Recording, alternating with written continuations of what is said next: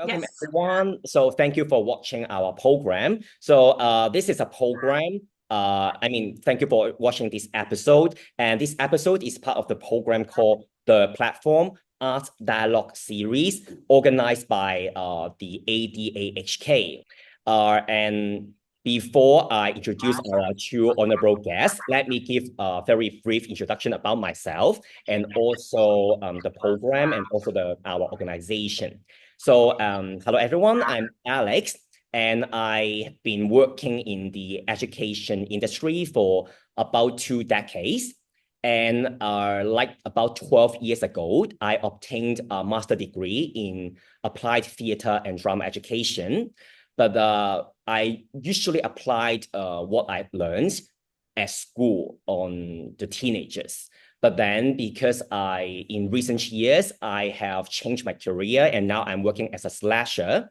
And that's why I can make good use of this new position to devote more time to the practice of drama education. And that's why these days I work more on drama. I can go into schools to teach drama, or I also take part in some applied theater workshops.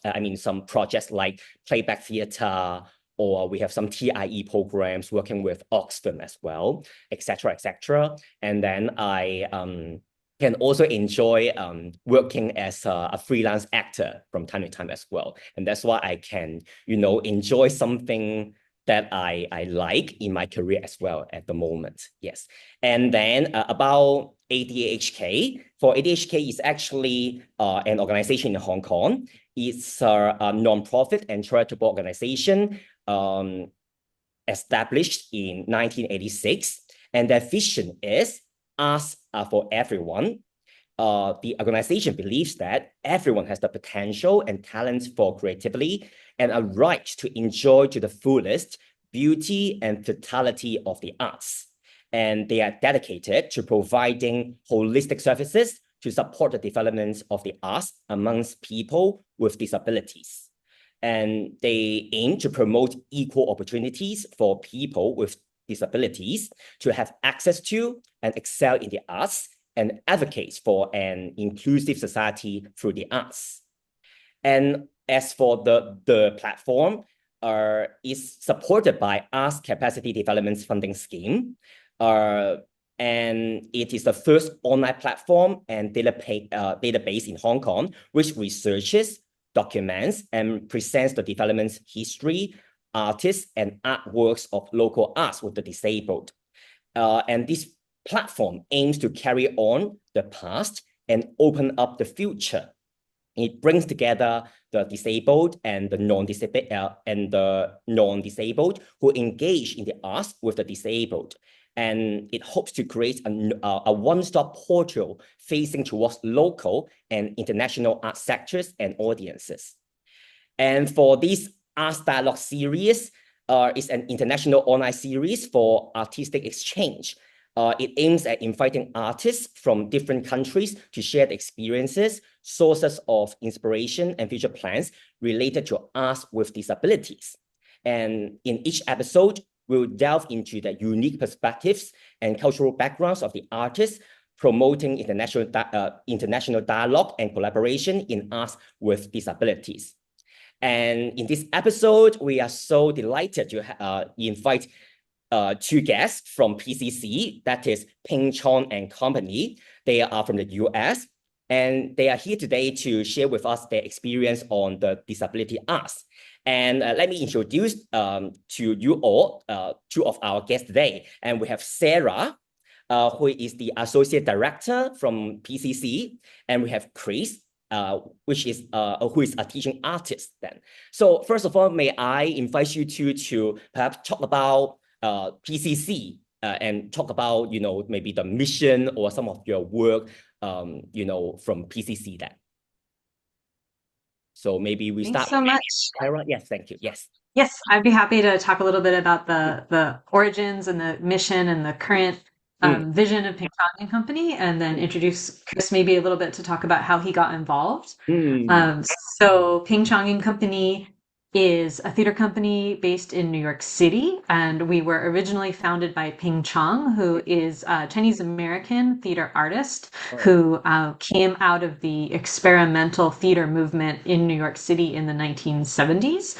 So Ping actually founded the company in 1975. And the mission of the company is to create works of theater and art that reveal beauty, precision, invention, and a commitment to social justice. So the company is now getting on almost 50 years, and actually Ping retired from his role as founding artistic director at the end of 2022. So for the duration of Ping's career, we were a company that supported his work alongside the artists that he collaborated with. And now we're sort of reinventing the company under a new artistic leadership team with the intention of creating a home for multi-generational and multidisciplinary artists to support artists who are on a different path, who might not fit neatly into the current narrative of what it means to be an artistic leader or a generative artist. Just like when Ping started in the 1970s, he didn't quite fit into the world, the traditional artistic world around him. So he forged his own path. And now we're trying to create a space for a new generation of artists to operate in the same way. And our work really lives at the intersection of exploring documentary theater, lived experience, the ways that people's stories are and are not told in the world, and to try and create space for creativity and innovation within opportunities for artists who might not typically find that place for themselves. So we're really looking at the way of how Ping Chong and Company can form an artistic home. And that looks like right now a new artistic leadership team, which has 5 members, myself, Mayan Teo, Niall Harris, Talvin Wilkes, and Jane Jung. Those are the sort of new artistic leadership team.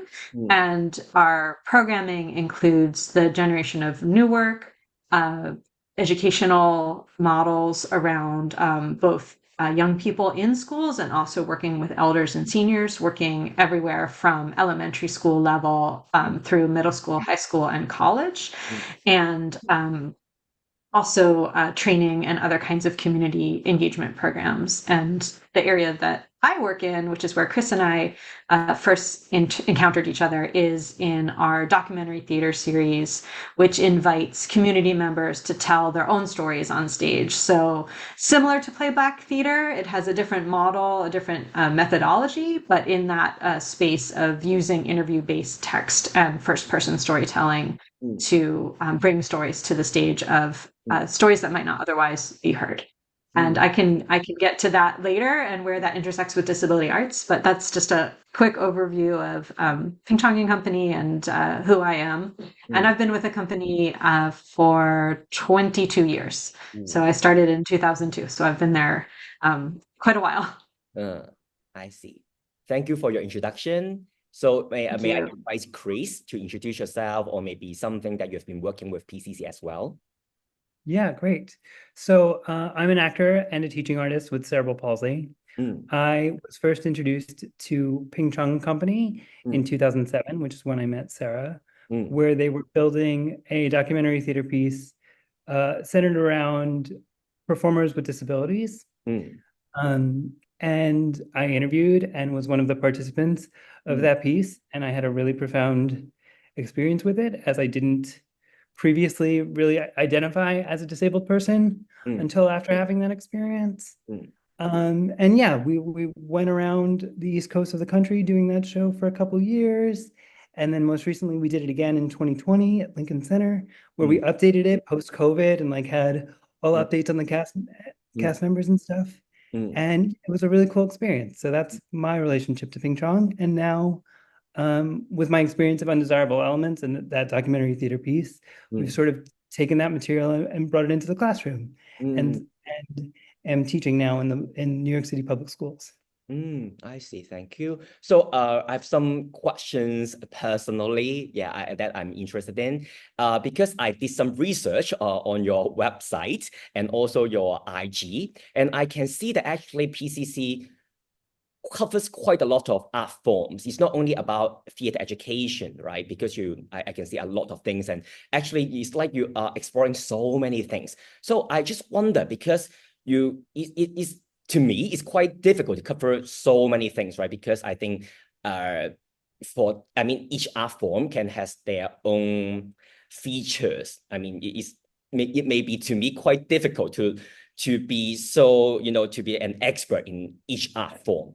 But then I'm just would like to ask whether you actually each artist has their own specialist, or you actually aim at exploring a variety of art forms, or so if it is the latter case, is there a principle or rationale that helps you to, it's like serves as the ground for you to work on different things regardless of the art form?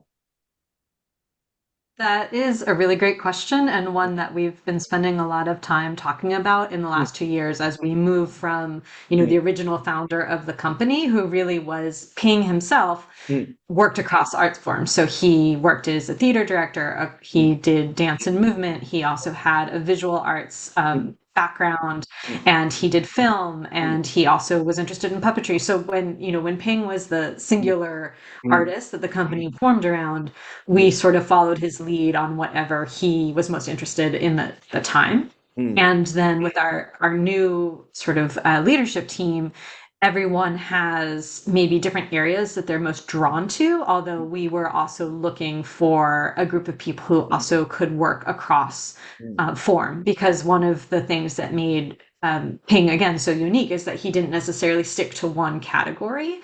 So with our new leadership team, we have artists that really work in very sort of experimental, or what you would call performance art structures that are very, but still very driven from their own personal experiences. We have artists that are working very much out of that interview-based or documentary theater format. And we have artists that are working in a more sort of community engaged or firsthand education model as well. So I think for this conversation, if you want to focus on the education work, I can sort of explain how we got to there. But I think, we're trying to figure out the thing that is unifying all the voices together. And I think a lot of that comes from working out of the sense of lived experience, working out of the sense of stories that need to get told that aren't necessarily getting told, and creating opportunities to have impact that's more than just come see a play and it's over, but that there's a dialogue or a conversation around a social issue or a reason for why that artist wanted to tell that story in that moment. And I think that's part of the reason why Ping was originally drawn to highlighting voices of artists or performers or community members with disability, because he felt like it was something that not everyone understood in the moment if they're not a person living with a disability, but something that impacts everyone at some point in their lives. And so I think that is where that sort of crossover with working with and for disability community members really was important to Ping, and that sort of brought us into relationship with both that kind of storytelling and how we first met Chris, but also working with young people in education spaces, again, came out of the professional work that Ping was doing, where he was working with everyday people to tell their stories. And that program particularly evolved because we did a show in the early 2000s that was about young refugees, people who had come to the United States from an experience of having lived through war. And so many people saw the show and said, oh, this should be in schools, and there's so many students that would relate to this. And so from there, we saw a way of taking this creative process that Ping had generated and trying to adapt it for schools to give that sense of ownership and ability to tell your own story and have your voice be heard, to create that opportunity in schools as well as like in a more traditional theater space. So far I can hear that somehow, I like what you have just said, because I think, because as a playbacker, I think we also believe in the fact that we think that everyone's voice is valuable and should be heard. I think you focus a lot on the value of the narration of everybody. Yeah, and I think this perhaps maybe one of the focuses or the grounds of your, your company. Yes. And Yes, absolutely. and I would also like to know, because remember in our WhatsApp group chat, we kind of talked about a difference in the use of the terms, because I talked about whether we can use the word the disabled, because in Hong Kong, I guess perhaps it's in different contexts, but because I've been working at schools for so many years, and we tend to be very politically correct, we try to avoid using the word the disabled. We tend to use the word people with some special needs or special physical needs, etc. And that's why I think perhaps this is one of the reasons I'm not really that familiar with this industry, because I in Hong Kong, it's like a taboo. We avoid mentioning and that's why perhaps we are not really familiar with it. But I would like to know whether this is also the case in New York or even in the US. Is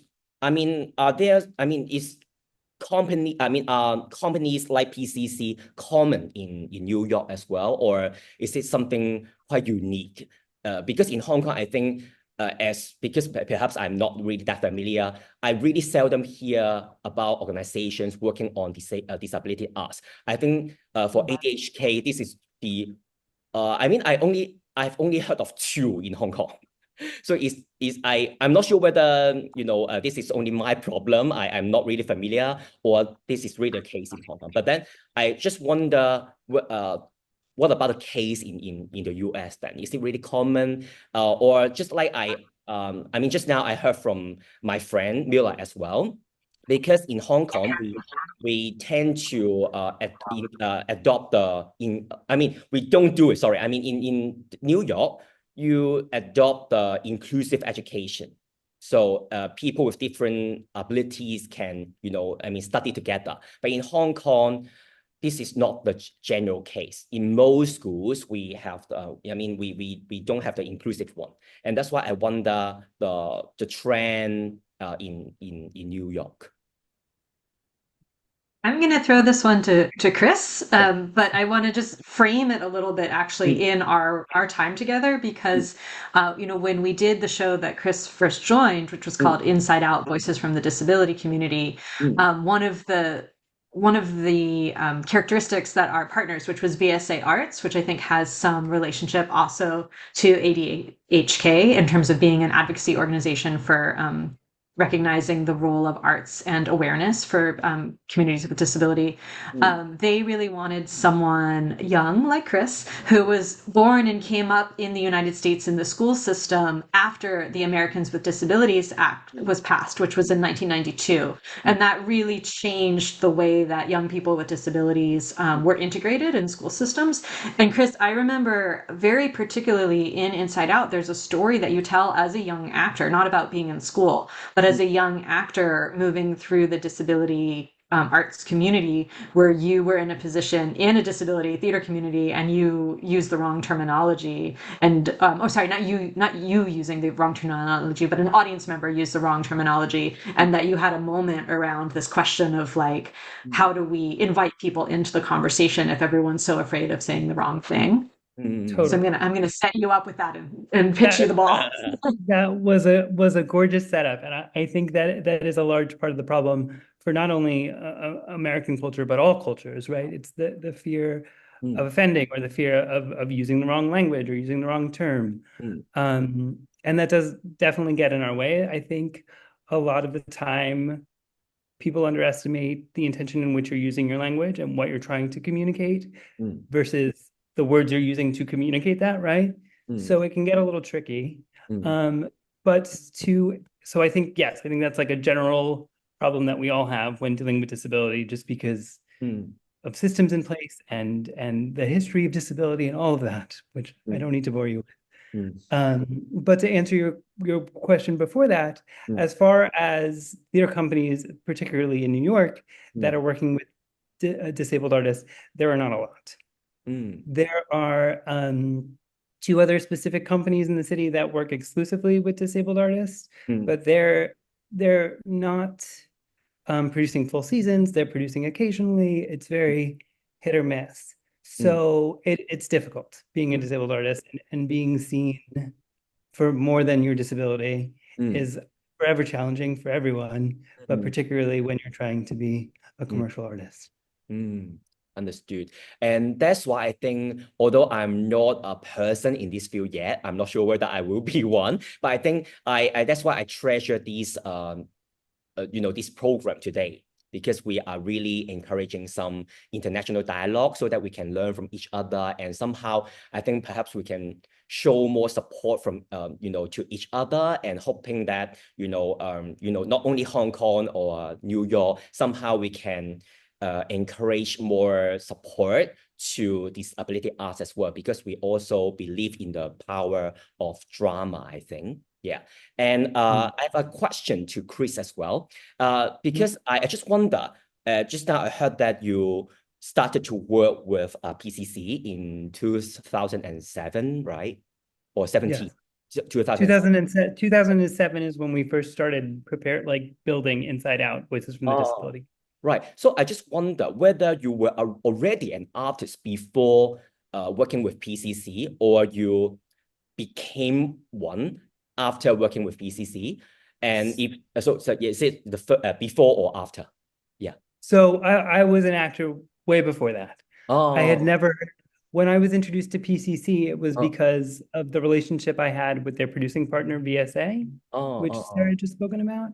oh, I had never heard of Ping Chong Company prior to encountering them for Inside Out. So oh, that was my first introduction to them, to their oh, work, to the type of work, to oh, that type of documentary theater style. It oh, was totally new to me. But I did my first professional acting gig when I was 9. So I was well established, oh, knowing that I wanted to be an actor.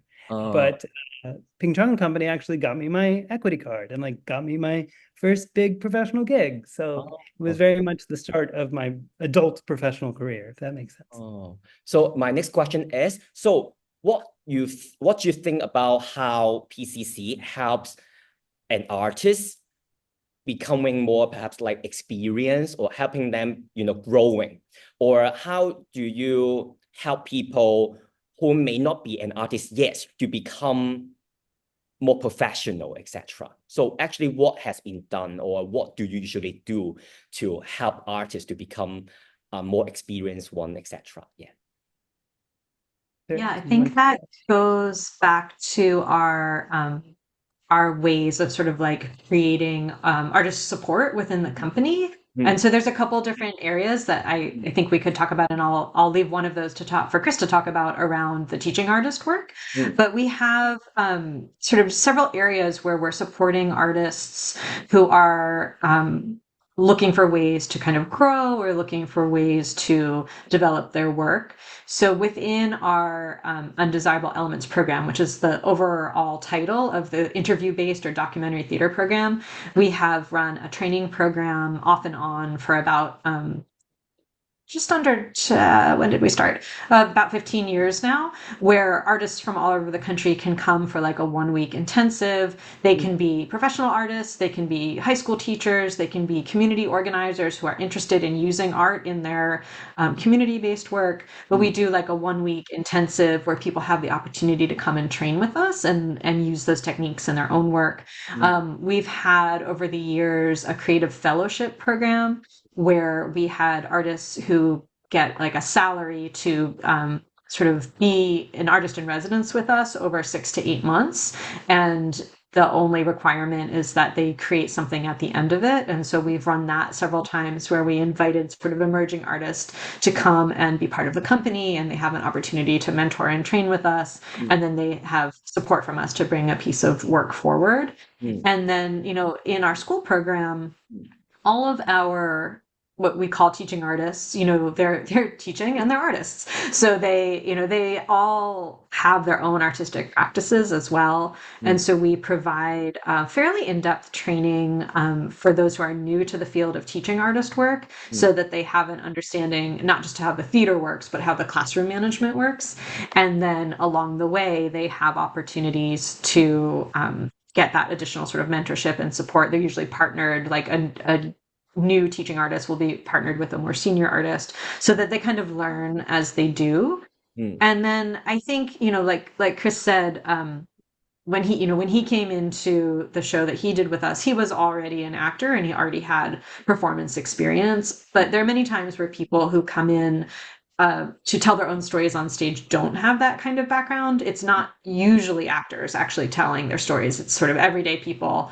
In the case of the show Chris did, because it was with VSA, they really wanted to show the role of arts in transforming lives of people with disabilities. And so in that case, they were looking for people who were already dancers or actors or musicians. And so that group was a little bit different. But I think the process of participating in an Undesirable Elements project, many people from there go on to like write their own play or write their own story or create another sort of community-based project based on what they learned. I was in touch, and we do a lot of teacher training as well. And so I've been in touch with teachers over the years who, keep coming back to these tools for how they can use it to create community within their classrooms. So I think those are all different ways of helping and fostering artist growth without being like, we're not like a traditional conservatory, or we don't even have our own theater. So we don't have like 5 plays a year where we have like an acting apprentice or a directing apprentice, but we're really always looking for ways to collaborate. And I think mentorship and intergenerational mentorship, I think, is really important. So like I learned what I do by training with Ping. Now I train other people to do what I do. Even when we got to go to the Big Eye Dance Camp where we met, we met Miller in New York, but where we met Shadow Kid and Mary Tang and other folks from Hong Kong, like that was a great learning opportunity for me. And I think it was for Chris, like a real like growth opportunity as well. Chris, do you want to talk a little bit in terms of like how the teaching artist training has like supports artist growth? Totally. So I think the other interesting thing is like the major thing that when we go into the schools is that everyone has a story and your story matters. And as someone who grew up in the arts, and the arts serving me in a lot of ways to help me deal with my disability, to help me break down barriers to make friends, like I just think this is like a really beautiful, simple way to empower people to share their own stories, and sort of the understanding of yourself and like the amount of power and agency that gives you is just really exciting, I think. So bringing it into the classroom has been really cool. Sarah, you were like guiding me in a beautiful direction, and I've totally lost my train of thought. It's okay. Well, one thing also when we do the classroom work is it always starts with a show. So there is a show, a live performance of 4 people telling their own stories. One of our regular performers in that show is Zizel Hava Ogara, who has her own disability dance company in New York. So there's a disability story threaded throughout that school performance as well. I think in New York City, we talk a lot about diversity. We talk a lot about different cultural identities in schools, but I don't actually think that students have the chance very often to see like professional adults with really cool careers who are people with disabilities. So like Zizel was a model and a dancer and an actor, and she was in a McDonald's commercial, and she was on the cover of magazines, and the kids love that because they really see that's not a story that you usually get to hear. And I think a lot of speaking from my point of view, I think there's a risk that a lot of disability stories are sort of like, how inspiring that this person overcame. And that's not always the story that people want to tell. And so I think that just having everyday stories are also really important for folks. And the question, Chris, was around kind of like supporting artist growth. And I was curious because you have your own like training as an actor and your own background as an actor, but in terms of like learning in the classroom space or in terms of like applying the artist tools in the classroom. I'm curious, like if you want to speak to the tools or techniques that have like emerged for you in this year of teaching artist work. Yeah, totally.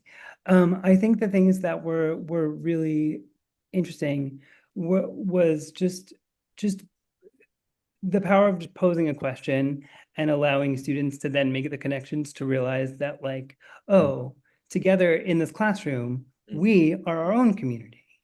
Or like, oh, the similarities that I don't necessarily hear or see about my other classmates in their daily life might still be going on. And that's something that we relate on and don't necessarily see in our day to day. But it's only when you're being prompted with a question or a theater game that you think of those things or make those connections. So that's always really exciting. Okay, thank you very much for to answer my personal questions. But I'm sorry that I may have sidetracked a little bit. But somehow you also addressed some of our questions already. But I just wonder whether there is still any experience in particular that you would like to share with us about how you work with disabled artists or work in the field of theater education, because I know that perhaps you have prepared some experience to share with us. So I wonder whether you have covered some or you still like to add on. So something that I discovered Go ahead, this year. Chris. Oh, I'm sorry. I didn't mean to interrupt you if you were going to. No, you go ahead. So this last school year, I was in a special ed classroom. And a lot of this work, the way that it's initially presented, is very text-based and very like, here's a sheet, fill out your thoughts. And a lot of my students were on the autism spectrum and struggled with focusing and that sort of stuff. So they were really just not having the idea of just like dictating and writing it down or just even sharing their story. They weren't really interested. So it was like, how do we make this a tangible activity, right? Like, so what if we have them color code the different categories of your identity and your culture and those sort of things and put it on different popsicle sticks, and then everyone sort of crafted their own construction paper and popsicle sticks of what they thought their identity was and what it looked like. So it was like a hands-on approach to a very sort of cerebral idea, right? And it was a tangible way for those kids to really, really get the concept and move forward with it. That was just one example that came straight to my head. Sorry, you're going to say? No problem. I was thinking about your earlier question about like, are there a lot of theater companies, dedicated to working with people with disabilities in New York? And Chris is right that there's not that many. But I think one thing that's interesting about Ping Chong and Company is that's not our actual mission, right? Like we have worked with a lot of disability communities, but it's really coming out of a space of looking for opportunities to work with people to tell their stories that might not otherwise get told. And so, in addition to the show that Chris was in, Inside Out, was actually not the first piece that we did working with people, with communities with disabilities. So actually the first one was in 2004 in another VSA affiliate. So at the time, VSA had affiliate organizations all across the United States. I think they had one in every state. And so we were invited in with an organization in New Mexico, which was VSA Arts of Albuquerque, New Mexico. And they had a performing arts center as well as all the different cultural programs that they did. So in addition to having a focus on working with people with disabilities, they also presented all kinds of theater and dance. And Ping knew the person who ran that organization. So that was actually the first show that we did that really worked across different disabilities. And then we did Inside Out that started in 2007, 2008. And then we also did a piece in Colorado, and that was really interesting. That was also with a disability organization that wasn't arts-based. It was a technical service organization. And they had seen Inside Out and they said, oh, this would be really interesting to continue this conversation in Colorado. And I think that's how a lot of Undesirable Elements has continued over the years. Ping started this program in 1992 with just a group of New Yorkers talking about culture and identity and what made them feel like they belonged and what made them feel like they didn't belong. And someone saw that and said, oh, we could do this in Cleveland. And then they got a whole new group of people together in another city. So with the piece in Colorado, it was really interesting because that is in a very mountainous area It's a place without a lot of like public transportation and not a lot of services, and a place where there's what we call like a rugged individuality American mindset, where it's like a ranching culture and people were, came from a background where it's like, I don't need the government to help me, I can do it myself. And that was a very different philosophy than like people who grew up on the East Coast of the United States, closer to large cities or places where they have public transportation or have expectations around accommodations for people with disabilities. And so just like even within disability culture, there's so many variations based on geography, based on your personal cultural background. And in Inside Out, people talk about that. Giselle talks about where her family is from, which is a small Caribbean island, the different ways that people talk about or avoid talking about disability. And so I think that these projects have been really helpful across the board to, whether it's a show about disability or about a different form of shared identity, to remind people that there's no like one experience. Like a person with cerebral palsy like Chris has, and a person who was in a car accident when they were 20, who is now a wheelchair user, like they have very different needs, they have very different life experiences, and it's not a sort of one size fits all. We did a piece in 2015 in Canada, which was with the so there's the Paralympics, and then in North America we have the Pan American Games. It's sort of like the Olympics of the Americas. And so the Pan American Games were happening in Canada, and the Para-Pan Games were happening. And so we did a project in Canada with Canadian athletes who were all elite performance athletes. We had someone who was a para ice hockey player, someone who was a para dressage horseback rider, someone who was a skier, and just, across a swimmer. And working with athletes with disabilities, telling their own stories is like, a whole other approach, because they have great endurance. Like they can sit in a rehearsal for hours and hours because they're used to that kind of like rigor and training. But maybe the vulnerability of telling their story is so different because they're used to showing it through sports. So like that was a really exciting project to work with athletes with disabilities in a creative performance mode. And then in 2019, we worked with Big Eye in Osaka, where they worked with people in Japan with disabilities. And it's a very different culture around disability, where in the United States, we really separate physical disability from cognitive disability, from mental health issues. And in Japan, it's more typical to kind of put that all under one umbrella, which is why it was called Difficult Lives. And so that show really spanned a lot of different experiences, including some folks who were artists and dancers and actors, and others who were not.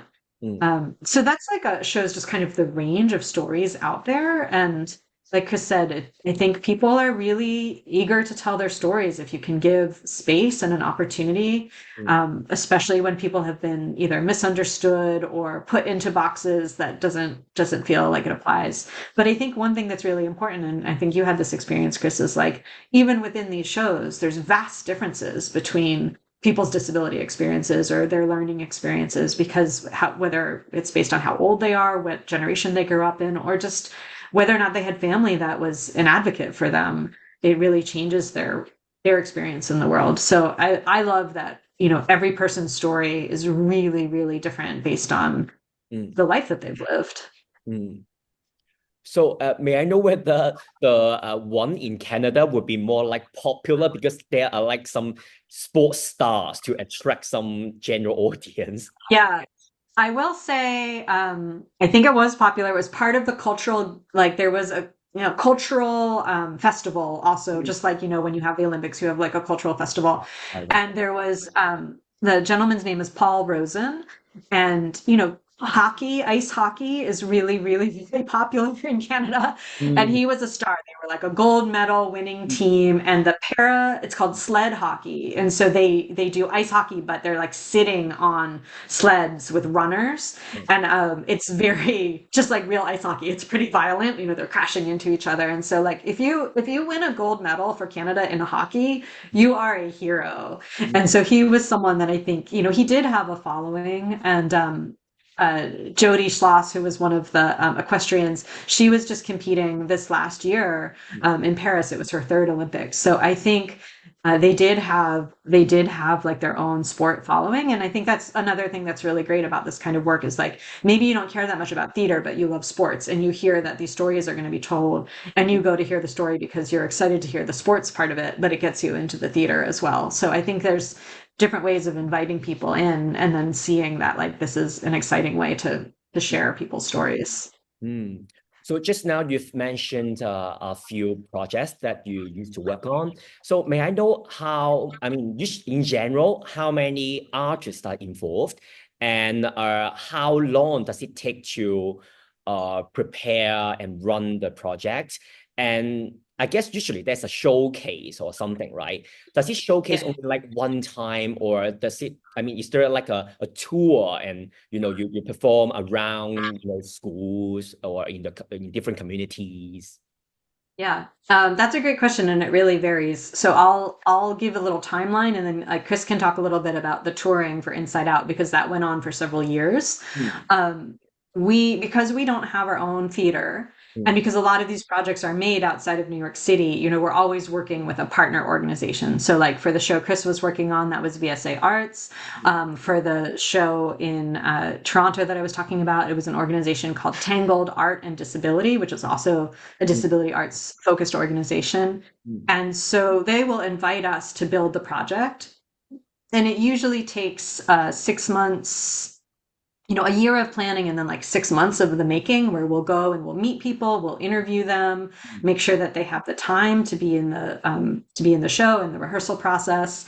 And then again, depending on the partner, it usually runs, the performances will run, you know, somewhere between 2 to 3 performances to 3 weeks with 24 performances. So it really depends on if the partner is like a traditional theater where they want to make it part of their season, or if they're like renting a venue for a one-time only event.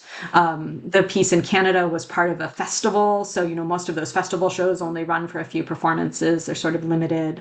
And then sometimes we do have the opportunity to tour. And in terms of artists, it's usually 1 or 2 kind of creative directors like Ping and myself, or myself and another artist. Our job is to kind of collect the interviews, cull through the material, and shape the script. And then the actors or the performers, storytellers, they're artists as well, because they're contributing their own material, their own storytelling. So they're always given creative credit as part of the process. Sometimes like they've written poetry that they share in the show, or other artistic representation. And there's usually like a designer, you know, a lighting designer, a sound designer. We've had very elaborate set pieces. The piece that we did in Japan, Difficult Lives, they had like Google glasses and like 3D projections, and it was like very high technology. And then we've had other that are very, very simple. It's told as a storytelling model. So usually the person has a script in front of them. It's beautiful when there's lights and projections and structure because it makes it feel more theatrical, but it can also be done in a school auditorium with almost no lighting, because really it's the stories that come through. And then, like I said, some of them really do tour. So Chris, I'd love for you to talk a little bit about some of the different touring that we did with Inside Out, because we also did it in a real variety of venues too. Totally. So Inside Out, as Sarah said, started at the Kennedy Center in Washington, D.C. in America. And then directly after that, the VSA, the co-producers, really wanted to get the show to New York. So we did a weekend of shows at the Times Center, which is a theater inside the New York Times building. That, as Sarah was saying, is like not conventionally a theater space. It's primarily like a lecture space. But because of the structure of the show and how sort of minimalistic the staging is and how it can be done in a whole wide variety of venues, we were able to do this, you know, rent the space and do it in the New York Times Center. And it was unbelievable. We were in the middle of Times Square. It was my first official off-Broadway contract. That was very exciting. And then after that, for the next year-ish, we went to Philadelphia, we went to Burlington, Vermont, we went to Bethesda, Maryland, and that was like a weekend of shows here, a weekend of shows there. We did one corporate event where we went to Vanguard in Pennsylvania, which is a financial company. And that was wild too, because that was like bringing a show like Inside Out to a corporate event like that, where they're usually expecting someone to lecture about their disabled experience, but here are 7 individuals sharing their whole life stories in a matter of 90 minutes. It's like way more compelling, as you could imagine. So that was really cool. Like it enabled us to take our stories and take the show to put people that traditionally wouldn't have gone out of their way to see it, right? So that was a really cool experience. So And then we had one I was just say we had one performance that was rained out. We were planning to do it in New York in 2012, and there was a big hurricane. And so that 2012 was the 20th anniversary of this whole series, which, again, there's many shows that are not about disability in the series. And so we were doing a festival, bringing back a bunch of different shows, and there was a big hurricane, and half of Manhattan lost power. And so we ended up, we had to cancel it. And then we never got to do it again after that until 10 years later. We were invited to do it at Lincoln Center in New York, which is, a very prestigious venue in New York City. And that was really exciting because that gave us the opportunity to go back to the stories. It had been 10 years. And so people's lives had changed, their sort of physical health had changed, their perspective on disability had changed. People who had been young adults at the time were now full adults, maybe tiptoeing towards middle age. People that were, thinking about retiring were now facing kind of their senior years post-retirement and thinking about health in the United States after COVID and what it meant to live with a chronic illness or live with a disability through COVID, and how our country did or did not respect the needs of people with health vulnerabilities. It was a very profound time to think about that. So that was really meaningful that we got to do it again and really date it, because I think people really I know, Chris, you had really different perspectives on some of the things from when you were in your 20s to early 20s to, mid 30s. Totally. And I very much felt like a different person from before I had started the project and was just being interviewed for it, versus having almost 10, 15 years of experience with it and sharing it with audiences and seeing that reflected back to you. And sort of, you say like, oh yeah, but once you do the show a couple hundred times, you're like, it's just my story. But then the audience comes back to you and they say, oh, I really related to this moment when you had this conversation with your mother, or just like the littlest things that people just take away, and you recognize that we've just got a lot more in common than we do have that makes us different. So somehow you've already answered my question, because I would like to know whether, because as I remember you, I heard that very often you started with a show, and then so does it mean that after the show there may be some activities in which perhaps the artist would interact or talk to the audience, or would I just wonder whether there would be any spectators or audience coming back to you guys and telling you that I would also like to join perhaps the next program, etc. Definitely. We have almost always have a talk back after every performance, or at least one if it's multiple performances, like at least one performance. And definitely people ask questions, and they're not always in agreement. Some people will say, well, that experience doesn't align with my experience as a person with disability, or how come you didn't tell this story on stage? Which is great, because that shows again like how many different perspectives there are. And there have been examples of people who maybe interviewed for one project, and we only have somewhere between 6 or 7 people on stage, so of course that's only a small selection of how many people have stories to tell. And so there is always, unfortunately, people who express interest and aren't able to be in the show.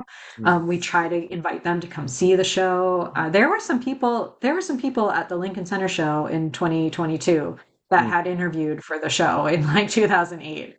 And there was someone, a playwright named Garrett, who is a deaf playwright, and there's a deaf performer in the show, and Garrett Zerker is his name, and he the question within the deaf community of, how and when deafness is considered a disability or not is, very complicated and has to do with deaf culture, and it's not always seen as such in terms of where you're coming from. And there's a deaf performer in the show who also, has her own opinion about where deafness fits into this, but she wanted to tell her story in this setting. And he was inspired to write his own play in the model of Inside Out with only deaf performers created by deaf artists. And that's not something that we as a company could offer. I'm not a deaf artist. I'm not a person with a disability at the moment. And so I recognize and respect that his experience was different than the stories that we were telling. And that show wasn't being made for a deaf audience. But I'm really glad that because of that interaction, he was in a position to then do a version that felt more authentic to his own experience and to the experience of his community. So what about at the moment then? Is there any key project that you've been working on? Something new or something?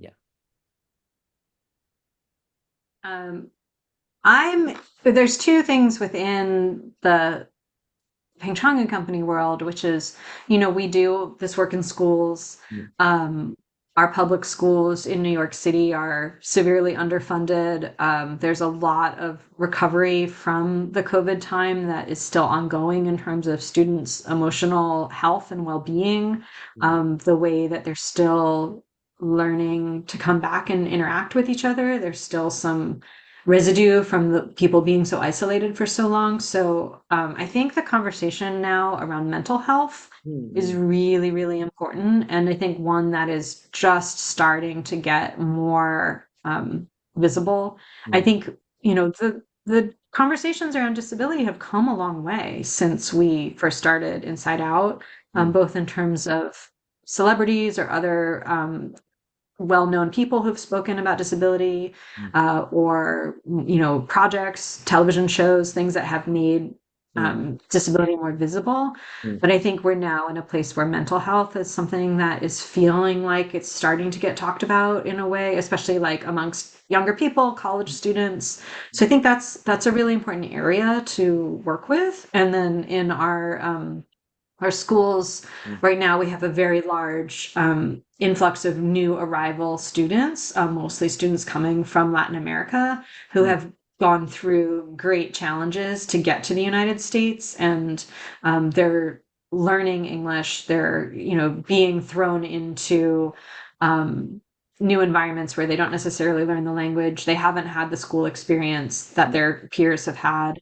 And so I think our director of education, Christina Bixland, has been working really hard to work with our teaching artists around trauma-informed practices that support mental health and well-being in the classroom, and working with English language learners so that this program can both be sort of emotionally rewarding, but also can contribute to language skills as students start to learn to express themselves in English when it's not their first language.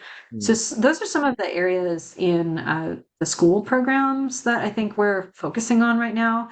And then in show, with older students or older adults, I am really interested in, we're having several conversations with partners about projects that focus on mental health with college students. And those are the students, or university students. And, those are the students that came through COVID in their teenage years, where they really lost a lot of social time. And it's really showing up in the college setting. So I think there's going to be a project that comes out of that in the next year or so. What are you working on, Chris? It's funny we should talk so much about writing. I've been writing a lot. Just trying to revamp, and this don't need to bore you with my writing, but I'm writing a lot, very exciting stuff. And I'll be back in the New York City school system with Ping Chong this year, so that'll be fun.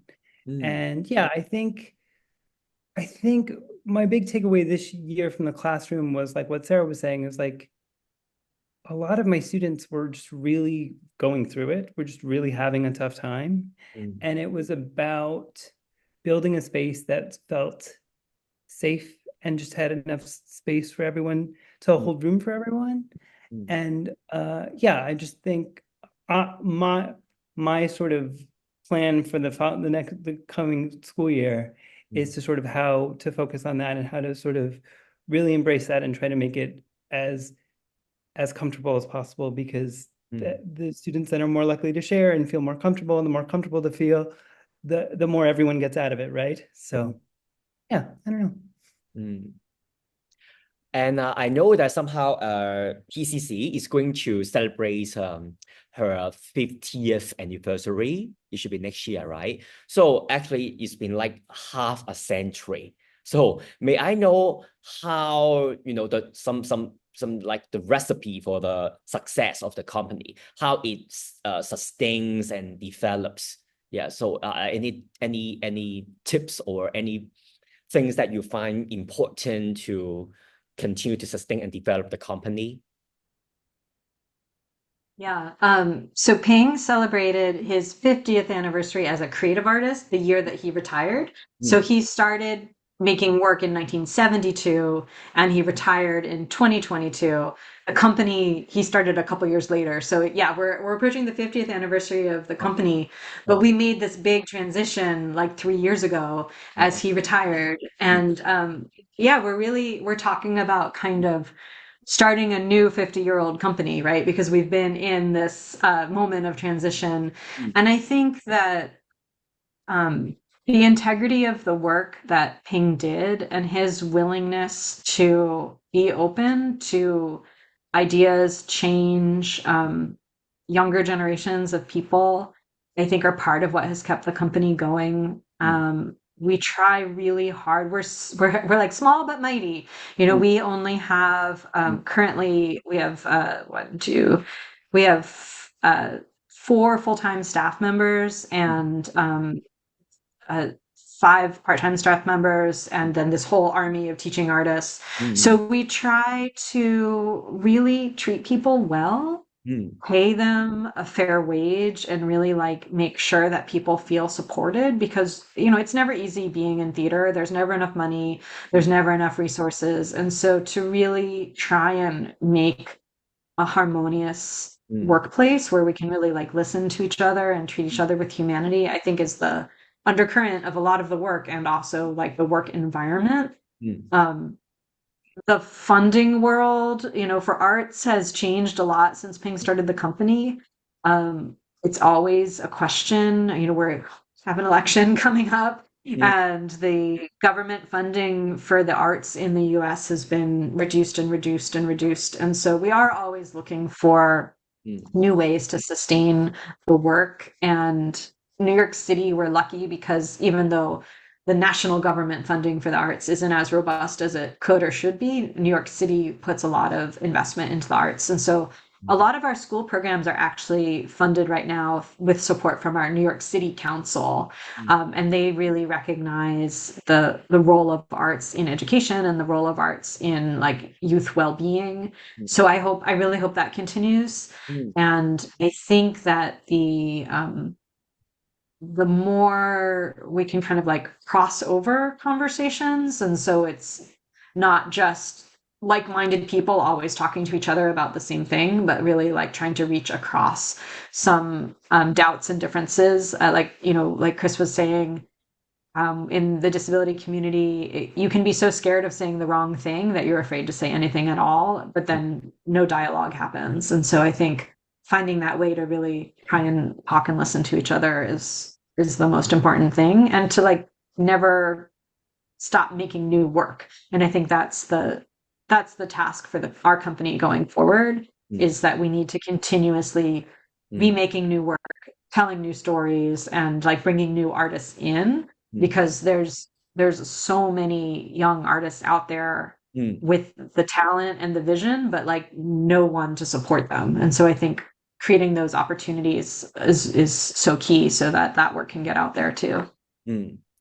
So what about Chris then, as a teaching artist? What do you think maybe the obstacles for you in your career, maybe some challenges that you face from time to time, and what do you think can be done to help you grow professionally as a teaching artist?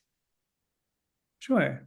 I think the first barrier that comes to mind is always accessible, right? Like, as it feels like accessibility is always an issue, depending on the school, depending on how many stories it is, because but I think the challenge this year, sort of the biggest challenge for me, was a lot of my students were just really apathetic to some of it. We're just really like disengaged and just had so much other stuff going on, right?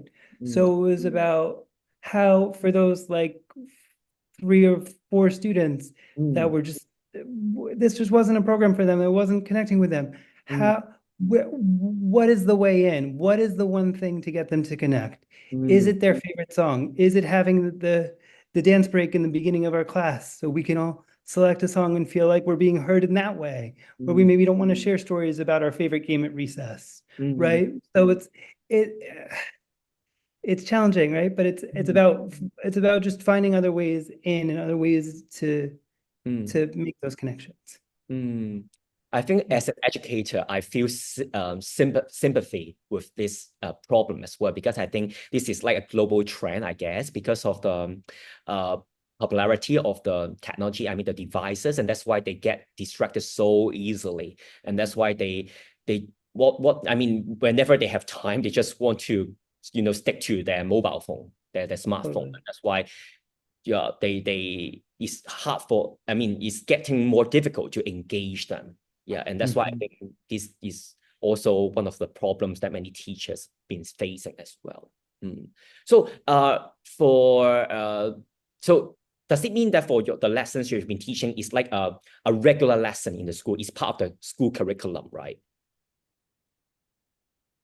So it's not part of the school curriculum. We're coming in with our own curriculum. That through the curriculum, through the theater games and activities we're playing with them, we then use those activities to then build an undesirable elements type show. So like a small, like a 10-minute presentation where every student shares a bit about themselves and they share as a class. So it supports the curriculum, and it depends. Chris, what you were in inclusion classrooms, or were you in a general ed classroom? Because you were in elementary school, right? It was special ed 4th and 5th grade.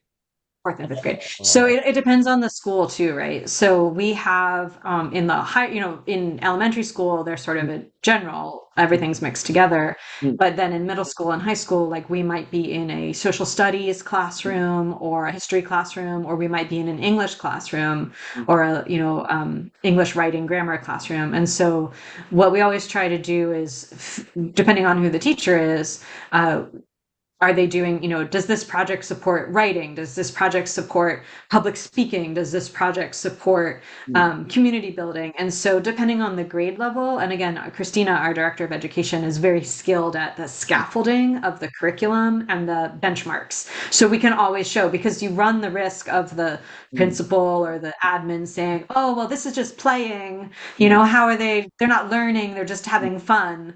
And you can say, like, actually, here's how all of these activities meet these learning benchmarks. And New York City has a specific set of curricular benchmarks for learning in the arts. It's actually very unusual for us to be in like a theater classroom, because if they have a theater classroom, they kind of don't need us. And so we've done some work in theater classrooms. There's also very few theater classrooms in New York City.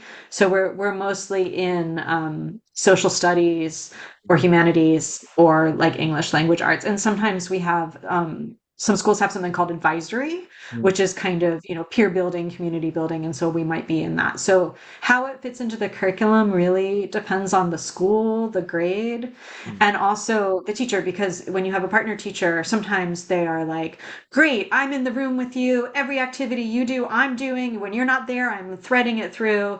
And then sometimes teachers are like, great, we have someone in the room. I'm going to go do my prep for the next class. So, and of course, teachers are completely overworked and underpaid, so we understand why it's not always easy. There's sometimes fear of losing curricular time when we're there. So we're always trying to show how the work that we're doing in the classroom is always building towards the goals. Okay, so thank you very much for your sharing today. Before the end of Thank you. our sharing session today, is there any advice that you two would like to give to our audience who would like to perhaps work in the field of theater education in Hong Kong as well? Any tips for us? You go first, Yeah, Chris. I have a I'll thought, go but you go first. first. Yeah, or maybe something that you find very valuable. You think that this is a very important belief that we have to share if we really want to pursue this industry. I think similarly to what Sarah said earlier, which is the first thing that always comes to mind, is that disability is the great equalizer, right? So that disability is something that if we live long enough will inevitably affect all of us, right? And I just think like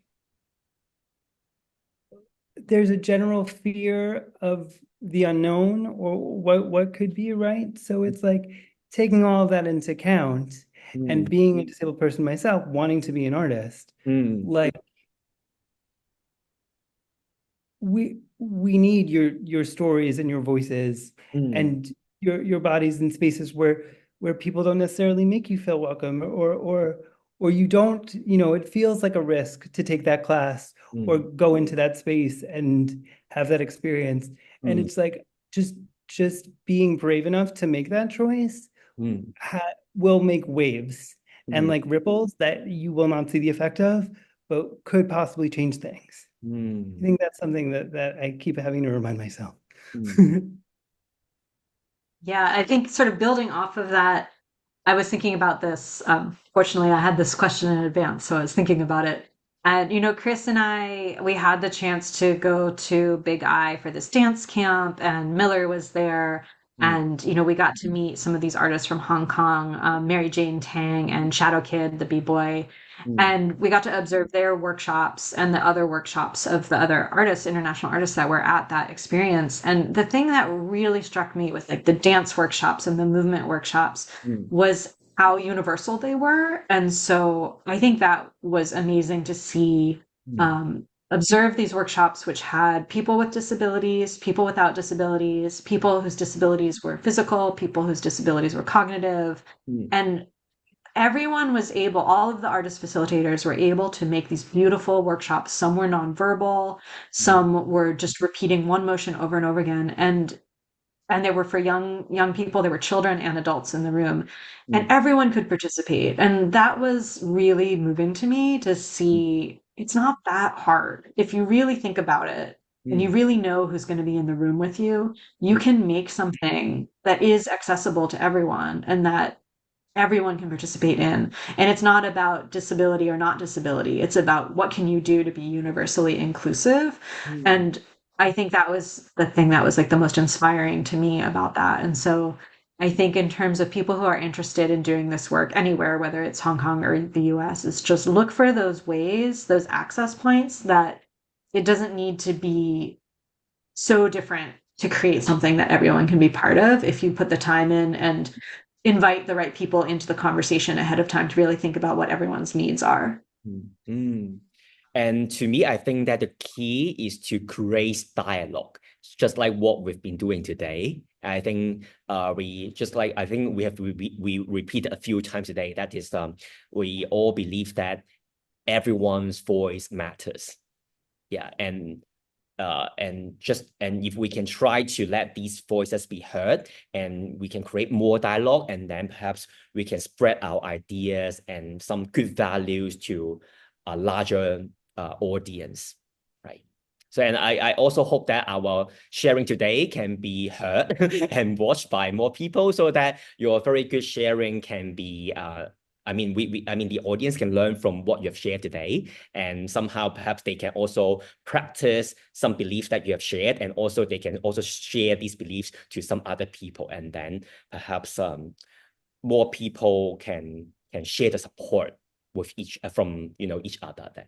So anyway, thank Yeah, you and so that much, Chris and Sam. cross conversation, this opportunity to have these conversations again, to like meet Miller and to meet these other artists and say, how are you doing it? Oh, how are you doing it? Like, I feel like that's so important because we all build together. So thank you so much for inviting us to be part of this conversation. Thank Thank you so you. much. Let's say goodbye to the audience. Bye, audience. Bye. Thank you for listening. Thank Thank you. you.